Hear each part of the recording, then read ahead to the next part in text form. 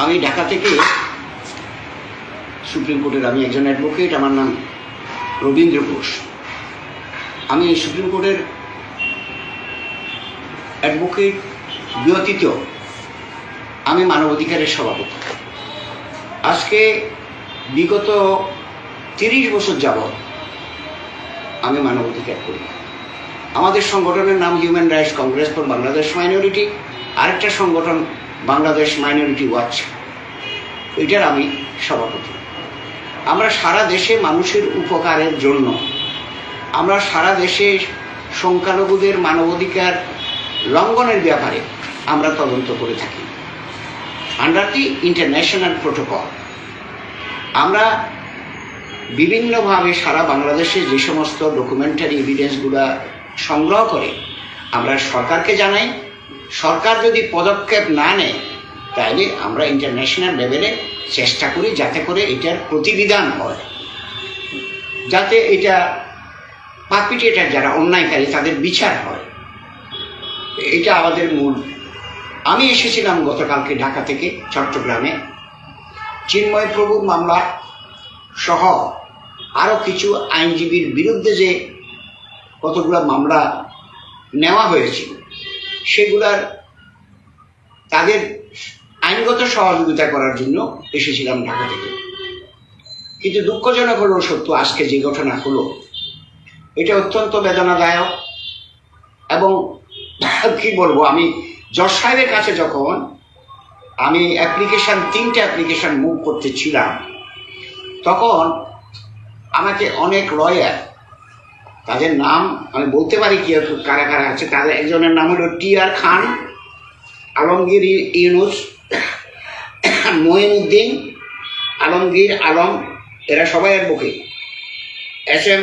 Rezaul Karim, advocate Faruk Ahmed Sunny, Raihanul Wahed Chowdhury, Mohammad শাহাদাত হুসেন, মোহাম্মদ ফয়সাল আমিন, সরওয়ার আমির, জুয়েল, নাসিমউদ্দিন, নাসির আলী, আলী আহমেদ, আজিজুল হক মাসুম, মহিউদ্দিন হক চৌধুরী, আরও 16-17 জন আইনজীবী, যেগুলা অত্যন্ত দুঃখজনক ঘটনা। আমি একজন ঢাকা থেকে আইনজীবী এসে মানুষের উপকারের জন্য কাজ করি। তারা আমাকে যখন আমার অ্যাপ্লিকেশনগুলো মুভ করি আমার পিছন দিক দিয়ে দু একজনের ধাক্কা দিয়েছে, আমি জানি না, তবে আমার ওদেরকে দেখলে আমি চিনতে পারবো। আমার কথা হলো, আমরা যারা মানবাধিকার করি, মানুষের সহযোগিতা করি, বলতে পারো যে এটা নিরপেক্ষ, উইদাউট এনি কনসিডারেশন। আমরা অনেক সময় টাকা নিই না, কিন্তু এর পরেও আজকে যদি এটা মুসলমানদের সমস্যা হতো আমি কিন্তু এগিয়ে আসতাম। আমি বলে দিতে পারি 10টি ঘটনা আমি তদন্ত করেছি, সবগুলো মুসলমান। আমার এখনো মনে আছে তাদেরকে গ্যাং রেপ করা হয়েছে, সেই গ্যাং রেপকে আমি তদন্ত দিয়ে ওদের অধিকার ক্ষুণ্ণ হয়ে যাচ্ছে সেই অবস্থা তাদেরকে উদ্ধার করেছি। আমার মনে আছে, 1-2টা ঘটনা নয়, রাজশাহী, দিনাজপুর, রংপুর, নীলফামারী, ঠাকুরগাঁও, কক্সবাজার এবং আরো অনেক ডিস্ট্রিক্টে করেছি। এটা আমাদের মনের থেকে করি, মানুষের অধিকারের প্রশ্নে আমরা সর্ব জায়গায় বিচরণ করি। এই যে আজকে যে ঘটনাটা হলো অত্যন্ত দুঃখজনক ঘটনা। আমি আশা করতে পারি নাই আইনজীবীরা কি করে সন্ত্রাসী করতে পারে,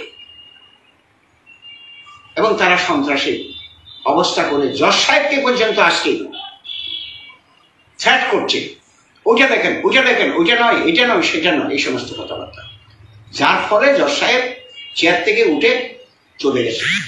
উনি আর থাকেননি। তাহলে আমরা কোন দেশে বাস করি? ইট ইজ আমার কনক্লুশন হলো, it is our responsibility to protect the minority community. That is true. আমি সারা পৃথিবীতে মাইনরিটি আছে, প্রায় সারা পৃথিবীর মাইনরিটিতে আর আমি একজনে দেখি না। ইন্ডিয়াতে যে মাইনরিটি আছে মুসলমান অনেক আমার বন্ধু মানুষ আছে, তারা তাদের অধিকার দেখে আমরাও এখানে যারা হিন্দু, আদিবাসী, বুদ্ধিস্ট, খ্রিস্টান বাস করে তাদের জন্য আমরা সেই অধিকারের চেষ্টা করি, অধিকার প্রতিষ্ঠার চেষ্টা করি। কিন্তু এই কথা তো কেউ বলতে পারে না আপনাকে ক্ষমা চাইতে হবে। কি কারণে? আমাকে ক্ষমা চাইতে হবে যে একটা আইনজীবী মারা গেছে, নামটা হলো আলো, সেই মারা গেছে, আমরা দুঃখ প্রকাশ করছি, যে কোনো ভাবে হোক মারা গেছে। আমাকে বলতে বাধ্য করাচ্ছে যে কোনো ভাবে নয়, তোমরাই মেরেছ, তার জবাব দিতে হবে। আমি এস্টোনিস্ট, এটা কি করে সম্ভব? আমাকে পার্টি বানানো হচ্ছে। আমি যেমন ওই যে চিন্ময় প্রভুর আত্মীয় স্বজন, আমাকে পার্টি বানানো হচ্ছে। তারপর এই কথা কি বলতে পারে বলুন তো? সে বলতেছে যে আমাকে পিছন দিক থেকে আমি শুনেছি, আমার কথাগুলো আসতেছে যে চিন্ময় প্রভু হলো ইস্কন করো, ইস্কনের যারা দালাল যারা, তাদেরকে খতম করো, তাদেরকে ইয়ে করো, বিভিন্ন রকমের স্লোগান দিয়ে তারা দেখাচ্ছিল। তো আমার কথা হলো আমরা দেশে শান্তিপূর্ণ সহাবস্থান চাই, আমাদের টলারেন্স চাই, একে অপরকে যাতে ভালোবাসে। আমি একজন মুক্তিযোদ্ধা, আমি অপর মুক্তিযোদ্ধা নয়, সবাইকে আমরা ভালোবাসি।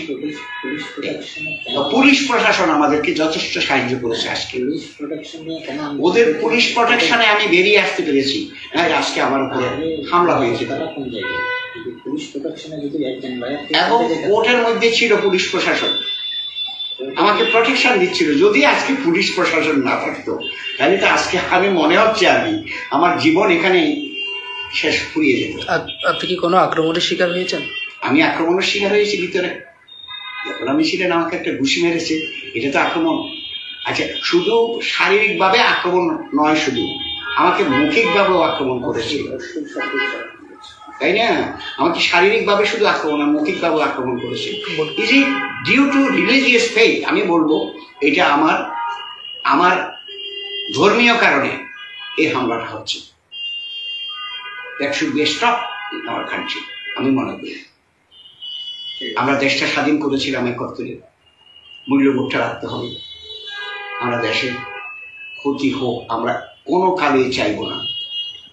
For the protection of the rights of the people of the country, we want solidarity among the people of the country as a whole. এটা আমাদের মূল কথা। ধন্যবাদ।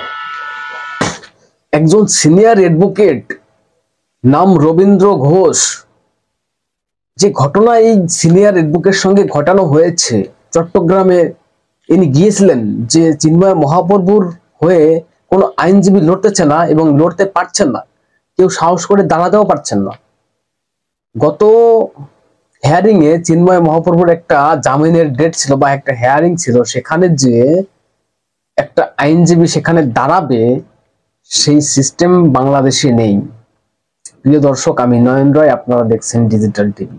দর্শক, এই যে যিনি আইনজীবী বক্তব্য রাখছিলেন, এনার বক্তব্য কি আপনারা শুনলেন বা কিছু বুঝতে পারলেন? আমরা এখান থেকে যেটা আশঙ্কা করি বাংলাদেশে ওটাই হচ্ছে। কারণ সরকার পক্ষ বলার চেষ্টা করে যে আমাদের বাংলাদেশ শান্তিপূর্ণ আছে এবং সংখ্যালঘুরা শান্তিপূর্ণভাবে আছে, তাদের উপরে কোনো অত্যাচার করা হচ্ছে না। সরকার এটা বলছে, কিন্তু আদৌ কি সংখ্যালঘুদের কোনো নিরাপত্তা আছে? এই যে যিনি আইনজীবী বলছিলেন, যে নাম ধরে ধরে বলছিলেন, একটা তালিকা দিয়ে বলছিলেন যে ইনারা আমার সঙ্গে খারাপ ব্যবহার করেছে, এবং যে কথা বলার চেষ্টা করলেন, যেটা বোঝানোর চেষ্টা করলেন, সেটা হচ্ছে যে ওখানে যাওয়ার পরে যারা আইনজীবী ছিল, বাংলাদেশের মুসলিম আইনজীবীরা, তারা তাকে কার্যত টর্চার করে, মেন্টালি প্রেশার দেওয়ার চেষ্টা করে, এবং বলার চেষ্টা করলেন যেটা, যে আমাকে মনে হয় আমি কোনো চিন্ময় প্রভুর আত্মীয় স্বজন, আমাকে এখানেই মেরে ফেলা হবে, এরকম একটা চিন্তাধারা, এরকম একটা পরিস্থিতি। কিন্তু সেখানে পুলিশ তাকে বাঁচিয়েছে। এই পুলিশ যদি আজকে না থাকতো তাহলে তাকে প্রাণে মেরে ফেলা হয়ে যেত। তিনি কি ভারতের থেকে কথাগুলো বলছেন নাকি বাংলাদেশ থেকে কথাগুলো বলছেন? নিশ্চয়ই বাংলাদেশ থেকে কথাগুলো বলছেন। আর এটা কি সরকারের কাছে পৌঁছাচ্ছে না? সরকার কি এটা দেখতে পাচ্ছেন না যে একজন আইনজীবীর সঙ্গে, একজন সিনিয়র অ্যাডভোকেট, তার সঙ্গে এই ধরনের ব্যবহার করা হচ্ছে, আর কোনো আইনজীবী দাঁড়াতে পারবেন না। চিন্ময় মহাপ্রভুর মামলা শোনার জন্য, লড়ার জন্য কোনো আইনজীবী দাঁড়াতে পারবেন না। কি করেছেন চিন্ময় মহাপ্রভু? কি করেছেন চিন্ময় মহাপ্রভু? জোর, জুলুম, জবরদস্তি। এটা এটা শান্তির বাংলাদেশ? এটা নতুন বাংলাদেশ? এটা আইন শৃঙ্খলা আছে বাংলাদেশে? কোনো বাংলাদেশের আইনের পথে চলছে, নাকি বাংলাদেশের আইন যারা যার যার হাতে তুলে নিয়েছেন? দর্শক, আমাদের দেশে কি হয়? আমাদের দেশে যে ঘটনাগুলো ঘটে, সে যত বড় ঘটনায় ঘটুক, ক্রিমিনাল হোক, জঙ্গি হোক, মার্ডার কেস হোক, রেপ কেস হোক, যদি তার বিরুদ্ধে কোনো আইনজীবী না দাঁড়াতে চান, তার পক্ষে যদি কোনো আইনজীবী না দাঁড়ায়, তাহলে সরকার তাকে আইনজীবী দিয়ে সাহায্য করে, এবং এটা কর্তব্য যে কোনো আইনজীবী দাঁড়াচ্ছেন না আপনাদের পাশে, তাই আমরা আপনাদেরকে আইনজীবী দিচ্ছি লড়ার জন্য। সরকার দিবে, সরকারি ভাবে দিবে। আর বাংলাদেশে এটা কি হচ্ছে? বাংলাদেশে এটা কি হচ্ছে? তার পাশে আইনজীবী দাঁড়াতে গিয়েছে, কথা বলার চেষ্টা করেছে, মামলাটা লড়ার চেষ্টা করেছে। তাহলে যদি মামলাটা নাই লড়তে পারে, তার পক্ষে যদি কেউ সওয়াল না করতে পারে, সে দোষী কে, সে দোষী না, সে অন্যায় করেছে কি করেনি, সেটা আদালত বিচার করবে। সেটা আদালত বিচার করবে, নাকি সেটা জজ বিচার করবে? আপনারা কারা বিচার করার? এর পক্ষে কোনো আইনজীবী দাঁড়াতে দেব না। এর পক্ষে যারা দাঁড়াবে তাদেরকে হেনস্থা করব, তাদেরকেও মেরে ফেলার চেষ্টা করব, তাদেরকেও ফাঁসানোর চেষ্টা করব। এমন এক কথায় এই যে বাংলাদেশের যারা আইনজীবী ছিলেন, তারা তো এটা ঘোষণা করে দিয়েছিলেন যে চিন্ময় মহাপ্রভুর হয়ে যারা দাঁড়াবে তাকে ওখানেই গণপিটানো দেওয়া হবে। এটা কাহা তাক চলতে পারে? 2 তারিখে একটা হিয়ারিং ছিল চিন্ময় মহাপ্রভুর, তার জামিনের সওয়াল কেউ করতে পারেনি, আইনজীবী দাঁড়াতে পারেনি, তার পক্ষে কেউ কথা বলতে পারেনি। 2 জন আইনজীবী তার আগের বার দাঁড়িয়েছিল, তাদেরকে মেরে হসপিটালে ভর্তি করে দেওয়া হয়েছে। বাংলাদেশের এটা আইন, এটা আইনের শাসন চলছে, নাকি জঙ্গি রাজ চলছে, না জেহাদি রাজ চলছে? দর্শক কি বলবেন?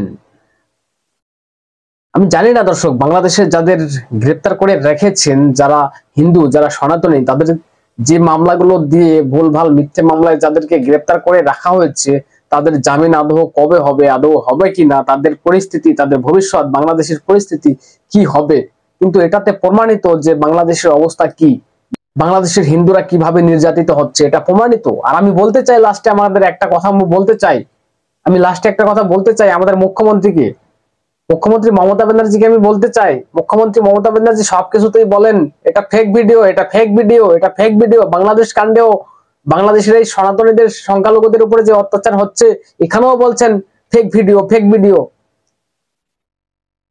এগুলো ফেক ভিডিও? এইগুলো কি ফেক ভিডিও? আপনাদের কি মনে হয় এগুলো ফেক ভিডিও? এইসব কি আপনার চোখে পড়ে না? মুখ্যমন্ত্রীর চোখে পড়ে না? বাংলাদেশে সংখ্যালঘুরা নির্যাতিত হচ্ছে, তাদের মা বোনদের উপরে ধর্ষণ, অত্যাচার, খুন হচ্ছে, বাড়িঘর ভাঙাচোরা হচ্ছে, লুট হচ্ছে, দোকানপাট, এগুলো হচ্ছে কি ফেক ভিডিও? দর্শক কি বলবেন? আপনাদের গুরুত্বপূর্ণ মতামত জানাবেন কমেন্টস বক্সে, এবং নজর রাখবেন ডিজিটাল টিভিতে। চ্যানেলটাকে সাবস্ক্রাইব করে পাশে থাকবেন।